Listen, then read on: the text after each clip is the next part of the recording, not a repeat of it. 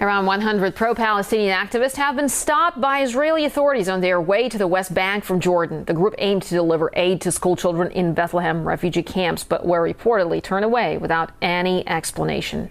Israel's defense ministry later labeled the activists' move as a failed publicity stunt.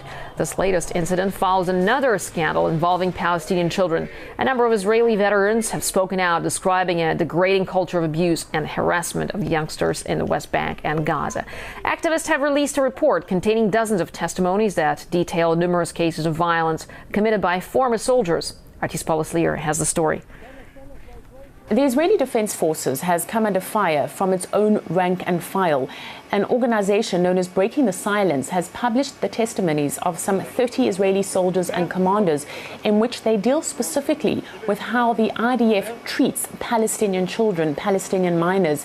They talk about the arbitrary use of violence by soldiers when it comes to children, and at the same time they say that very often the IDF deliberately targets children, using them as human shields during its operations.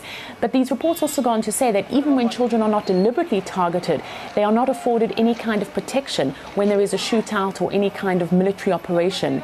Now, these reports come hot on the heels of another two damning conclusions that were reached by two separate groups, one being an eminent group of British lawyers and another an international human rights group known as Save the Children Foundation. Now, both of these found that the IDF is in violation of international law when it comes to how it treats Palestinian children. They said that very often these children are put into solitary confinement, they are treated and abused, they suffer extensive damage. At the same time, the army is using things like shackles to extract confessions from these children, that those confessions are extracted under duress, and also these children are not afforded any kind of legal representation. Now, also this weekend, there were demonstrations, as indeed there are every week, at Nabil Saleh, which is a Palestinian village.